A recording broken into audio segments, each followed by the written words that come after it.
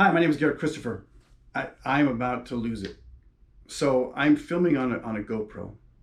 I like the camera, but it's giving me issues, and I thought I'd solve the issues. Now today, as I'm trying to put this stuff together, it keeps turning off on me. Usually it waits till like 8 minutes and some odd seconds and then starts a new chapter, but continues recording, no problem. So what I do is I make every segment about 8 minutes long and then start a new one, no problem. In this case, it just is turning off on me. And this is like my third attempt at trying to get through this talk.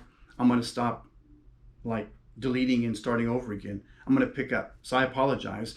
Part one ended with me in the middle of a sentence. I'm going to pick up where I left off. Sorry about the inconvenience, but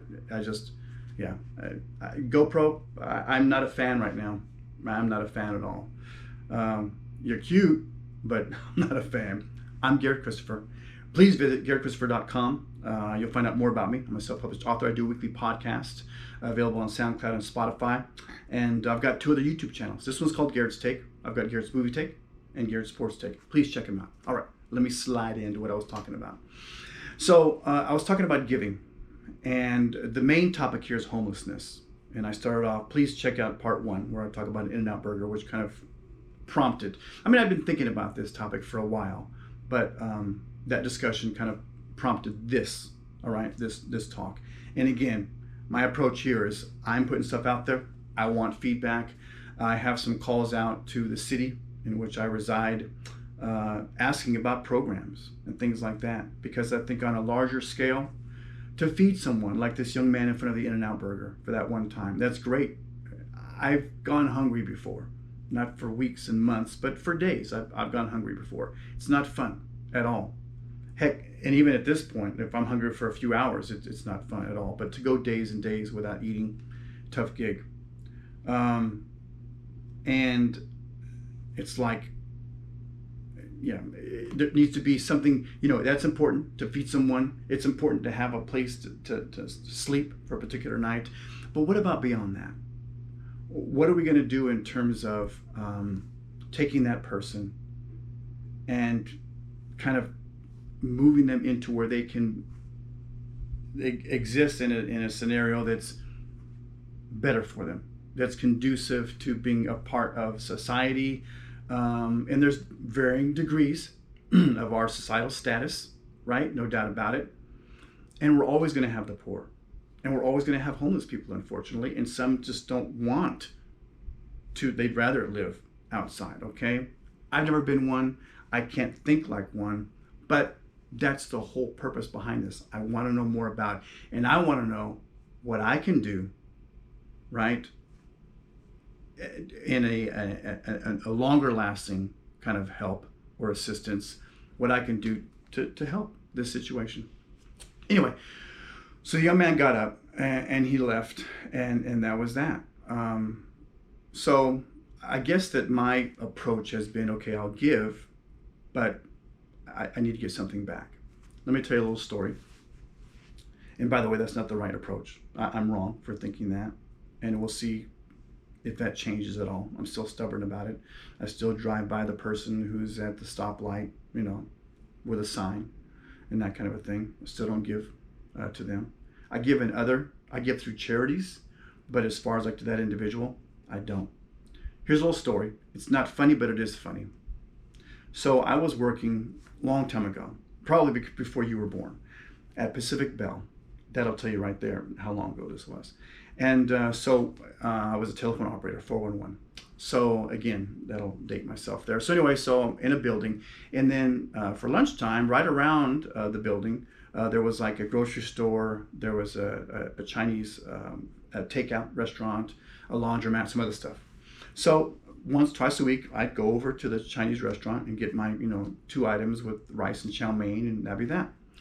So this particular day, now I didn't work close to home, so it wasn't like I could go home and get, and you only had a set amount of time for your lunch and your breaks, right? Very, very regimented as far as that. You had a sheet on your schedule, and your breaks and your lunches were all scheduled as far as clocking in, actually plugging in and plugging out. Anyway, so I go into the place, and I get my 2-item meal, and I was starving. So I get the meal, and I'm walking out, and there's this lady, and you could tell she was homeless, it looked like to me, and saying how hungry she was. and I kindly gave her my food. I didn't ask her if she had children. I didn't ask her whole situation, but it looked to me, based on her appearance, that she needed some food. And like I said, I'd already experienced what it was like to go hungry for a few days at this time. So I decided to give freely and give her my food, right? So great, go back to work, another 4 hours on my shift, hungry. And then I had like an hour and a half drive home, hungry and grumpy. Trust me, very grumpy. So a couple days later, I go into work and I go into the fast food, the takeout restaurant to get some food. And so I was there, like I said, twice a week, and I worked at that office for like 4 years. So the people get to know you, right? So I go in there, and so the woman behind the counter says to me, and I'm trying to remember this a long time ago, but something to the effect of, your wife didn't like the food? Well, I was married at the time, but I'm like, my wife didn't like what are you talking about? She's like, no, the other day you came in to get your food and then your wife brought it back in and we had to, give the money back, a refund. My wife is like 60 miles away. That woman, I gave her my food. She took it back inside the restaurant, told them that she was my wife. Okay, now I'm not incredibly handsome, but I'm kind of cute. She was not cute. Okay, so now I'm kind of mad at the lady behind the counter for thinking that this was my wife. Okay, that I would have chosen that woman. Anyway, dirty, you know what I'm saying? Frumpy clothing and hair all, anyway. So I'm like, so great. So I went hungry for those next 5.5 hours because this woman just wanted some cash. So she took my food, well, I gave it to her freely. And then she decided to take it back in and get the refund. And they gave her the money because she said she was my wife. That kind of did it for me. And that's been a long time. So like 30 years long. That kind of did it for me. I was like, you know what? Forget that. I'm not doing that anymore. And there have been other instances where I'll try and offer food, but the person doesn't want food. They want money to get whatever. I've never offered liquor or weed. Don't know if they'd accept that. So I'm sharing with you a mindset that I've had for a long, long time in reference to that and defending why I don't give. That woman, she scarred me for a number of reasons. Hunger, that's my wife. And why would you do that to someone, right? Ask me for money. I probably didn't have any. I probably spent it all getting that lunch, but still ask me for the money.